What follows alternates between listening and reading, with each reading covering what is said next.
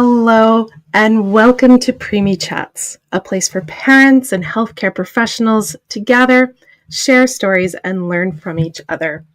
My name is Jenna Morton. I'm one of three co-hosts who present this weekly series on behalf of the Canadian Premature Babies Foundation.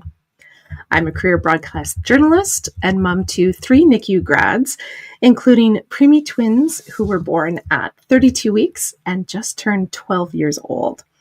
I live and work in Mi'kma'ki outside of Moncton, New Brunswick. Well, Preemie Chats is the creation of the Canadian Premature Babies Foundation. The foundation is a parent-led charity that helps families during and after their NICU time through education, support, and advocacy. You can see the website there on your screen, canadianpreemies.org. I hope that you will take some time to visit the website. You will find all kinds of resources, links to our previous Preemie chats, as well as this one when our recording is done today. You can find our podcast, the parent handbook for respiratory illnesses. Most importantly, you will find a community of parents and professionals who are working together to help our children thrive. We would love for you to feel like you are part of the conversation today. Please let us know in the comments where you're joining us from, what brings you to Preemie Chats today, whether you're a parent or a healthcare professional, a grown preemie, whatever brings you to us today. We'd love to know where you're watching from and why you are with us. Of course, throughout our talk today as well, feel free to leave any questions or comments. We will have an opportunity to come at the end of our presentation and have a discussion. The early days of life with a preemie are filled with questions about their immediate care. But pretty soon as a parent, you start to have that little voice in the back of your head wondering, well, what next? What happens when they grow up? And today we're going to focus on that question and hear about research that looks at the long-term impacts of premature birth. Our guests are going to share insights from a large population-based study that focused on Canadian children born in the early 1990s and these babies' experiences over time until they were in their mid-20s. We're going to hear what long-term health impacts they might face, how premature birth might impact education, income potential, and general sense of well-being. We're going to talk about the role that life health plays in shaping your adult well-being and what research is continuing to be done so that we can have better answers for those questions we parents have in the back of our heads about what next. So to walk us through all of that, I have two fantastic guests who are going to join us today with a presentation and discussion. Dr. Petros Pechlivanoglou is a senior scientist at Toronto's Hospital for Sick Children and associate professor at U of T, focusing on health economics. And Dr. Asma Ahmed is a perinatal and pediatric epidemiologist and assistant professor at Wake Forest University in North Carolina. Welcome to you both. Hello. Hi everyone. Hello, welcome. Thank you so much for joining us for Preemie Chats today. I know that you have a presentation prepared for us, so I'm going to turn the screen over to the two of you and sit back and join everyone else following along and waiting to ask you all kinds of questions at the end. All right. Thank you so much for having us. And we are happy to be presenting some of the work that Asma led during her postdoc fellowship when she was in Toronto. So the title of the talk is Adult Preemies, Long-Term Health and Socioeconomic Outcomes, and that is essentially the gist of what we're going to be discussing today over the next 25 minutes or so. So next slide. Yes, thank you. We would like to acknowledge that we have no conflicts of interest to declare, and this work would not have been possible unless our amazing co-investigators were involved. This work was done together with people from the neonatal space, with health economists and biostatisticians. Prakesh Shah was a a co-lead in this project together with a large number of other people involved, including patient partners, which were amazing in providing feedback in the work that we've done. This also work would not have happened unless some of the research associates that were involved early on in this project were persistent, David Rios and Elizabeth Bond, as well as all the funding that we received from CHR and the Data Science Institute at University of Toronto. So we're thankful to all. Next slide, please. So today we're going to discuss any associations that we have identified between preterm birth and outcomes such as income or employment, as well as educational level during early adulthood. And we're going to talk about a concept that's called intergenerational income mobility. Asma is going to walk us through it, as well as some health outcomes such as mortality, long-term mortality, and its association with preterm birth. Finally, we will discuss implications of all these findings and what is next with regards to our research steps. So, as you all know, preterm birth is a rather common event. It affects about 11% of births worldwide and about 8% in Canada.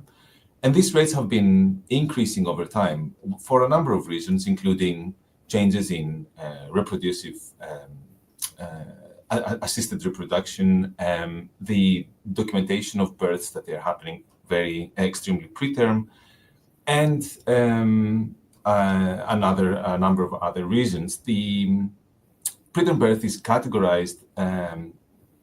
often categorized as extremely preterm, which includes births happening between 24 and 27 weeks, very preterm, 28 to 31 weeks, moderately preterm, 32 to 33, and late preterm, 34 to 36. And this is the categorization that we will include in our analysis. So preterm birth is a leading cause of neonatal mortality, and it is the second leading cause of death globally among children younger than 5 years. The presence of prematurity can affect many organ systems, and it can leave preterm-born individuals vulnerable to short and long-term morbidities. However, the literature has mainly focused on short-term clinical consequences of preterm birth, where there's a high risk of chronic physical, developmental, and behavioral conditions. So, next slide, please. These figures can help illustrate some of the survival gains that they have been made over the last couple of decades, where you can see that the probability of survival or the chance that you're alive in 1 year has increased over time, and obviously it increases with gestational age. However, next slide, please. The survival into adulthood without major comorbidities has increased slightly, but they did not have similar strides compared to short-term mortality. So we can see that there is an underlying risk of comorbidity later in life, and this risk of comorbidity is likely to manifest in also other dimensions of life. Next slide, please. So, for example, studies have found negative associations between preterm birth and adulthood wealth, and that wealth includes income, employment, but also education level or educational attainment. However, this evidence from this long-term socioeconomic, from the studies have been rather limited with regards to the number of studies. These studies have focused mostly on selected samples and or were cross-sectional in nature with regards to their investigation. And most of the better studies or the longer duration studies were coming from Nordic countries, which have a great registry and keep great records, but perhaps do not translate directly to the Canadian context. So we set forth to harness essentially a study that includes harness the data that we have available in Canada and a recent initiative by Statistics Canada to link that kind of data so that we can understand what are the long-term consequences or the associations with the long-term outcomes for these preterm births. So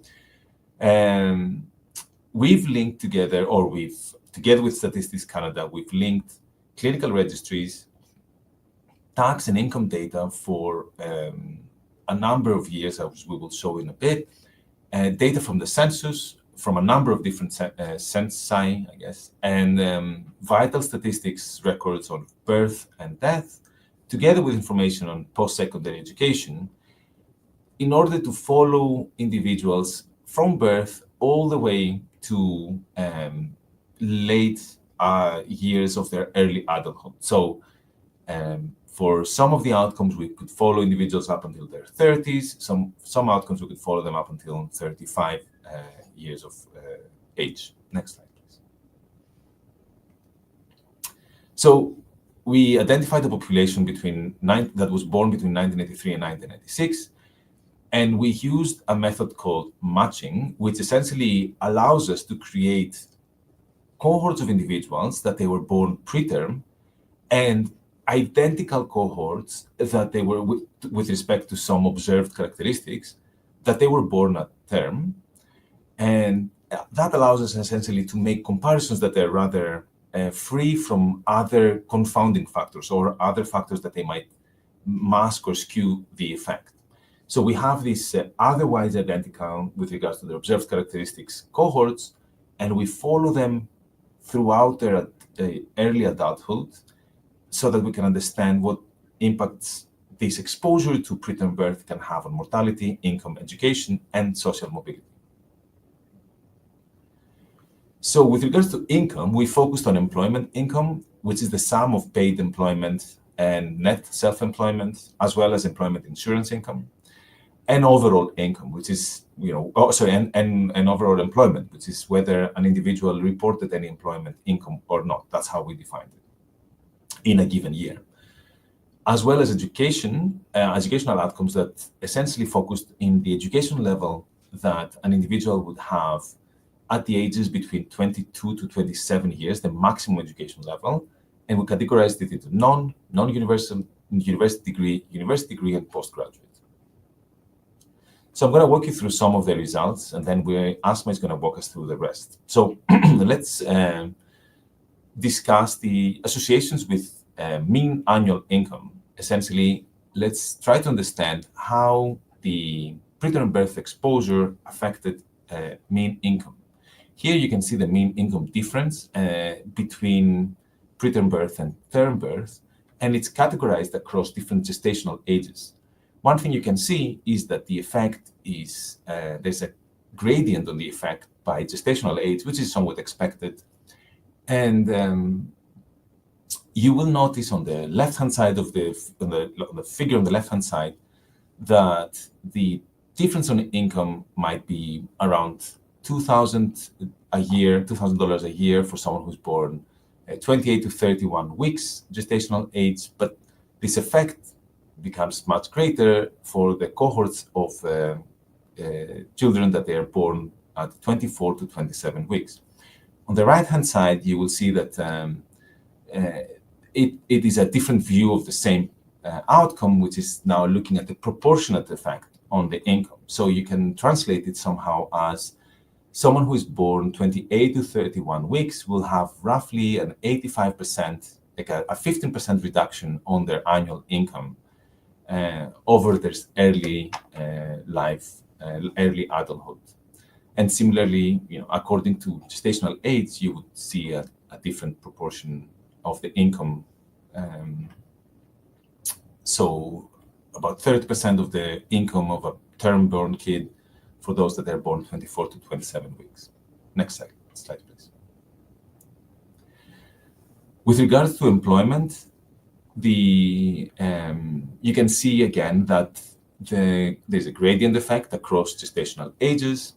And what this graph shows is essentially the difference in the risk of employment across the different gestational ages and across ages.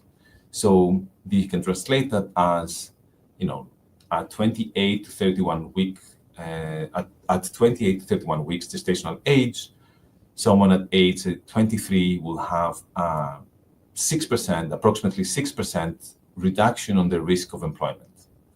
And one thing you can notice is that especially for the 24 to 27 week gestational age, this risk difference starts to catch up later in life, where individuals eventually kind of convert to a smaller risk of unemployment or difference in employment.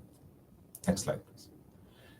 Lastly, for me, this slide illustrates the associations between preterm birth and educational level.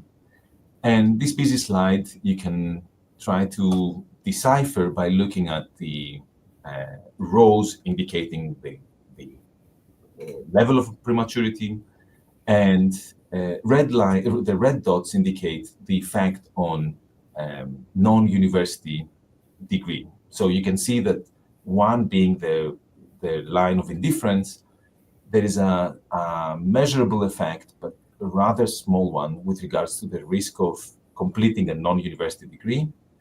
But the effect is more pronounced in postgraduate degrees and university degrees, and more pronounced towards lower gestational age categories, where you can see, for example, for the very preterm, there's about a 25% risk, less of a risk of completing a university degree.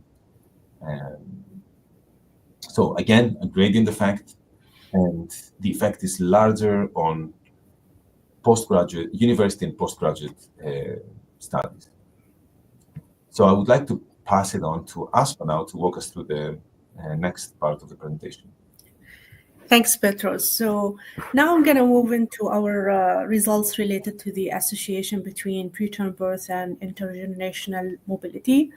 So first, I wanted to introduce the concept of intergenerational mobility. So intergenerational mobility is how the socioeconomic status of a child as an adult differs from their parents' socioeconomic status.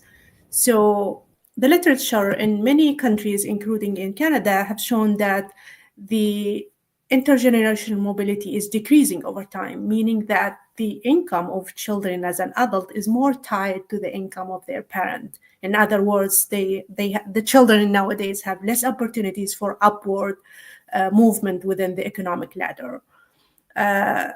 However, there was very limited evidence on the association between health and early life and intergenerational mobility, which was the motivation of our work, looking at the relationship or the association between being born preterm and intergenerational mobility.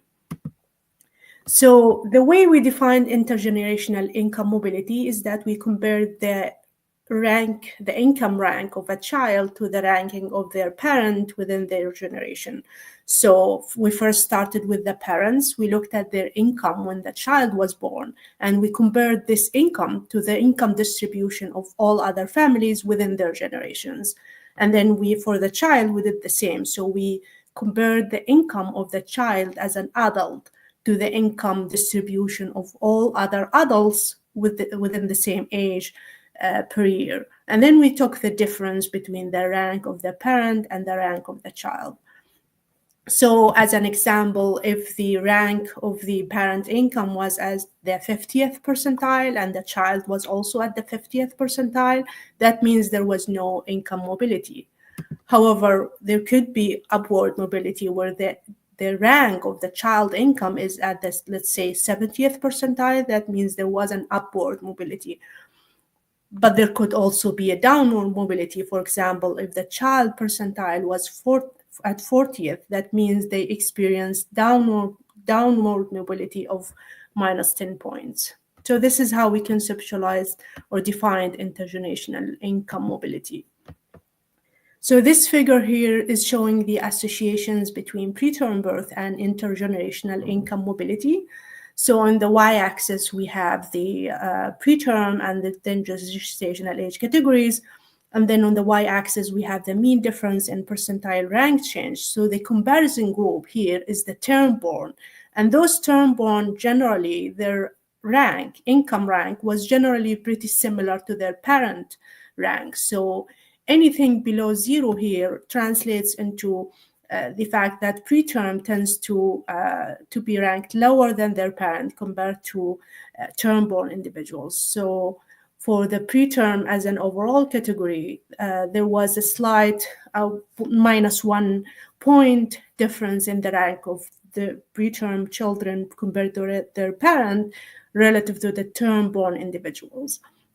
But as you can see, similar to other outcomes, there was a gradient where the lower the gestational age, the higher the difference. So for example, for those born less than 28 weeks, there was 9 points difference between their income rank and their parents' income rank relative to those born at term.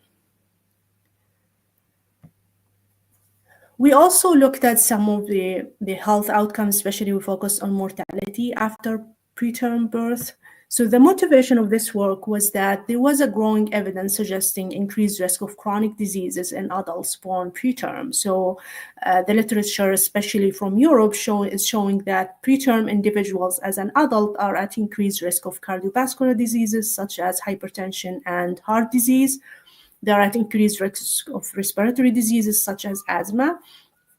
They're also at higher risk of some of the metabolic disorders such as type 2 diabetes and obesity compared to term. And they also have increased risk of other complications such as infections and psychiatric disorders. Although most of the literature kind of focus on the mortality in the first 1 or 2 years of life, there is some growing evidence of increased risk of death across the life course of individuals born preterm. But still, most of previous studies have focused on the first few years of life, and there are only very few studies, mostly from Sweden, that examined mortality during adulthood. So this highlighted the need for more studies, especially in the North American context. So this figure here is showing the associations between gestational age categories or preterm birth and long-term mortality from the age of 1 to 36 years among individuals born in Canada between 1983 and 1996, who were followed until the end of 2019 up until the age of 36 years. So here in blue, this is the risk of mortality over time for those born at term. And then the other 4 are the 4 categories of gestational age. And as you can see here, there is a clear gradient of increased risk of mortality over time for those born less than 28 weeks, compared, for example, for those born here in red, born at 34 to 36 weeks, who are still at slightly higher risk than the term-born individuals, but the gap is very small compared to those less than 28 weeks.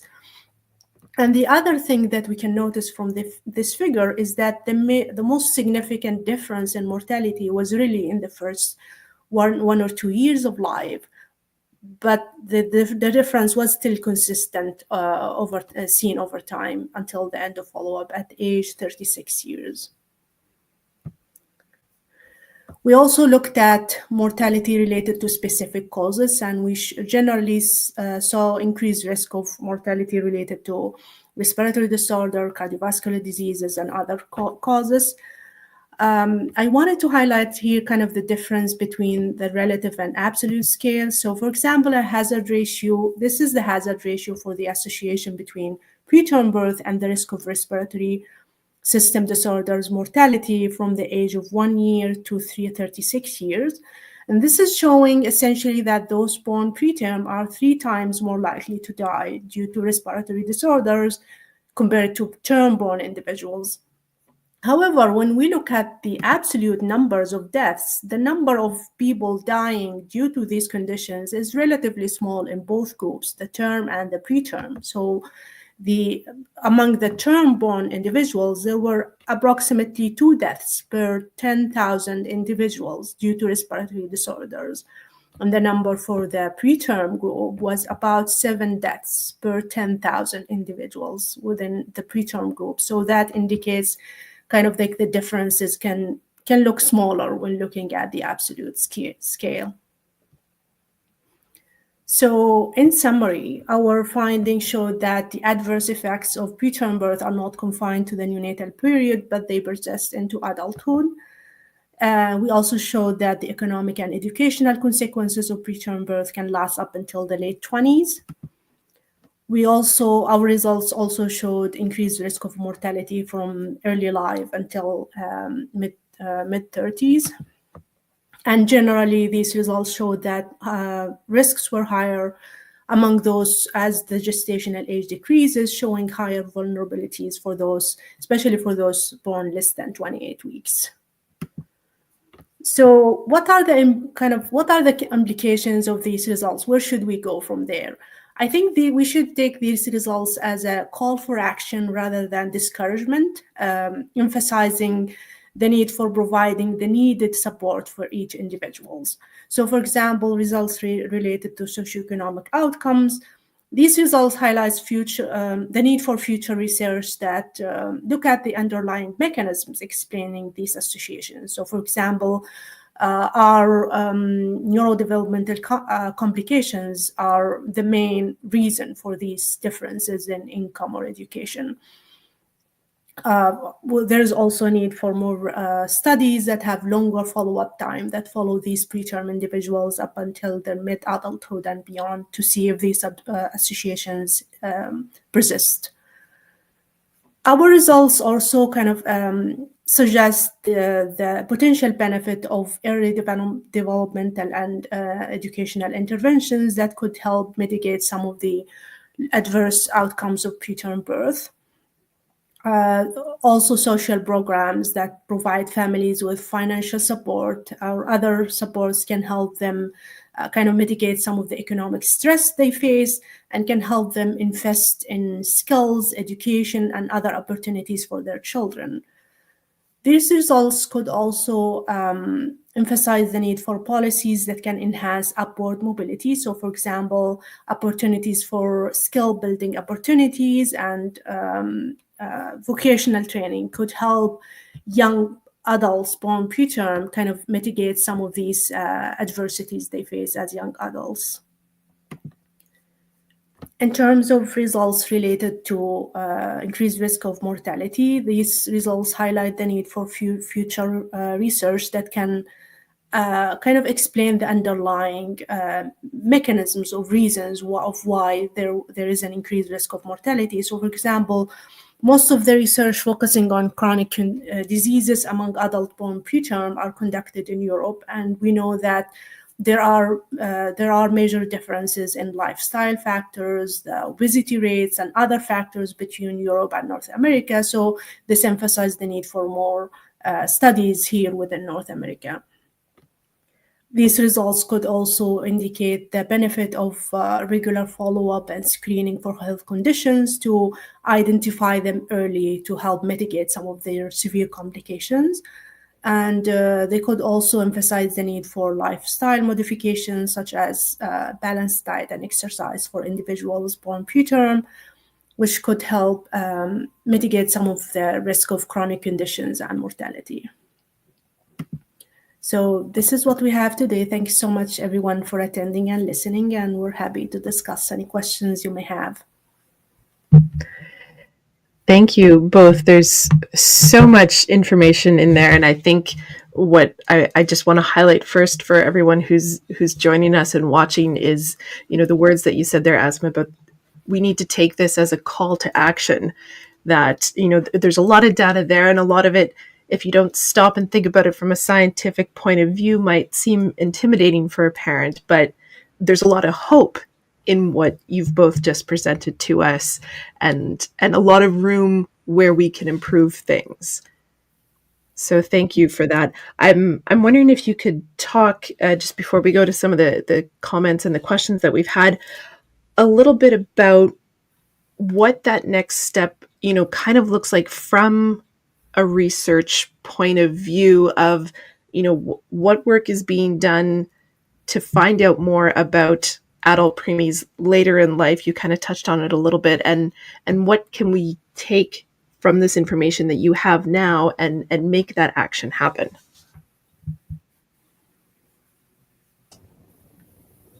So I can maybe give maybe start and then Asma can chip in. But so I think that a lot of this next step still has to happen. However, some of the work that we've done can inform decisions about. So the ministry, for example, the Ministry of Health might be willing to invest on some actions that either relate to better outcomes for preterm birth or prevention of preterm birth, which and the work that we've done can help them quantify essentially some of the value, or not necessarily quantify, but present some of the value of that kind of investments in either prevention or improvement of preterm of outcomes after preterm birth. So there has been some work from students in my group that they've utilized some of the outcomes that we've generated in order to make that kind of value for money propositions for interventions in related to, for example, screening for preterm birth prevention. But as I mentioned, a lot of this work needs there's a lot of work that needs to happen on that knowledge translation to the policy making space. Yeah, thanks, Petros. And I think there is already kind of planned a next step for research within the group, looking, for example, at what explains the reduced income or education. Is it really the, the neurodevelopmental complications of preterm birth? Is it, or is it something else? So we're also kind of also interested in some of the health outcomes. So as the data becomes more, we have more years of data, we would be in a kind of a better position to look at some of the outcomes, such as cardiovascular disease, that really doesn't start to show until later in life. So as more years of data becomes available, we are in a better position to look at those outcomes as well, to kind of explain some of the increased mortality risks that we've seen. I think this segues really nicely into one of the comments that we had from one of our viewers this afternoon. So Ashley shares that she was born at 32 weeks. She has CP, cerebral palsy. She has lots of post-secondary education, but is having issues in that income employment realm because of lack of inclusion and accessibility features. And I think, as you're saying, work like what you're doing with this research helps add to that quantitative data to put in front of policymakers to make changes. I'm wondering what hopeful things might you have to share about what we can do with this while we wait for policymakers? It's a tricky one.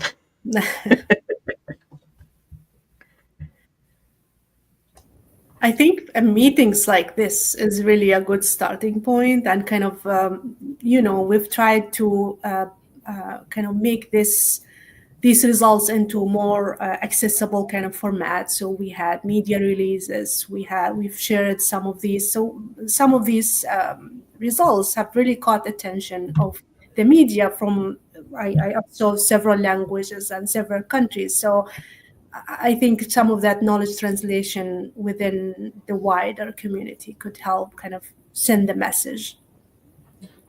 And if I can add to that, it's a very tricky question indeed. But I'll add an anecdote that a couple of days ago, I got an email from someone from the qualitative research space, which we are not well versed, who came across the work that we've done and wanted to extend essentially this work to understand, from a qualitative perspective, talk to parents, talk to survivors, talk to policymakers, and try to find ways of kind of mobilization for change.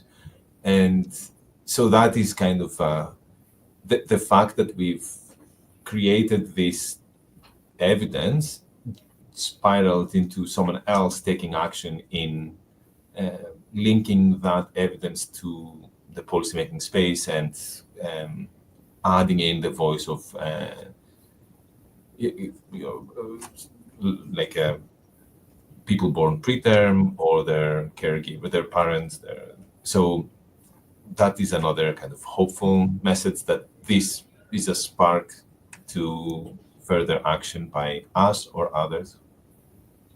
I like that phrase, that it's a spark, and there is a lot of hope. And I think we're very lucky to live in a time now where it's so much easier to find out what other people are doing, and people have that spirit of collaboration, that they want to work together and bring all these different voices to the table, because you do need the quantitative and the qualitative and the lived experience all working together to really make change from the information that we're pulling together.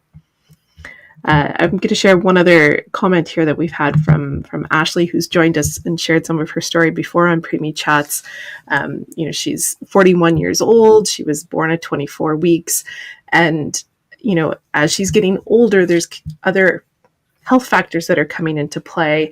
And it really is hard to navigate, to let the doctors know what's happening. And they're not always looking back at, could this be something that is long-term? And so I think it's not that we have any answers for Ashley today, obviously, but I think it's, again, hopeful to know that there's work being done to look at not just what happens, in the NICU and the first year out, that this is something that, whether it's you, the preemie, or the parent, is with you for the rest of your life.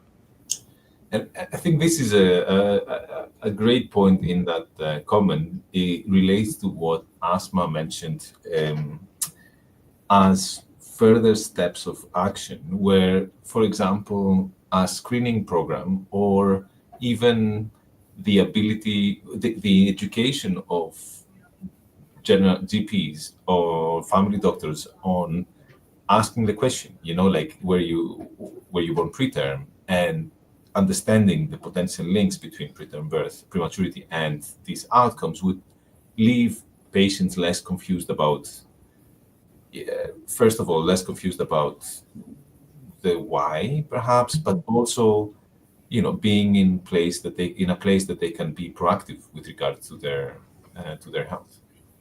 Yeah, absolutely. And I think healthcare professionals really have the ability to make, for example, make that transition of care. When you are a child, the doctor generally asks about whether you are born at preterm or not. But once you moved into the adult care, nobody really kind of understand this maybe more, but what pediatricians understand. So kind of helping them transition into care that is more kind of holistic and look at the whole picture rather than one complication at a time. Yeah, exactly. And my colleague Leah there chiming in that's it, just to ask that question throughout life, not just with children in your office as a physician, that we need to have that better understanding of what these impacts are, both, in the healthcare space, but also, as you guys are looking at, in the, the economics, and what does this mean for you throughout your life. I'd like to thank you both so much for taking the time to share your research with us, and even more so, thank you for doing this research so that, the parents and the families of preemies and those who are growing into adulthood have that spark and that hope and something that can start that call to action. So thank you both very much. Thank you for having us. Thank you so much for inviting us. Thanks. Thank you. And I'd like to thank all of you for joining, for listening and watching and sharing your thoughts in the comments today. My guests again were Dr. Petros Pechlivanoglou from Toronto's Hospital for Sick Children and the University of Toronto, and Dr. Asma Ahmed from Wake Forest University. If you know someone that you want to share this information with, this presentation will be available on our YouTube channel, on our social media. Please do take the time to share it with those that you think need to know more about what's happening. You can find all the links to everything on our website, canadianpreemies.org. And of course, CPBF is a charitable organization. I'd like to take this moment just to thank our sponsors and to thank you, the people who are able to donate and support us. If you're able to, you'll find a donation link on the website. If you can't make a financial donation, you can hit a share button. You can tell people about the work that's being done by our organization and others like it, and help us continue this work of empowering preemie families along every step of their journey right into adulthood. Thank you so much. Preemie Chats takes place here online every Friday at 1 o'clock Eastern Time. I hope you can tune in again next week. And until then, take care.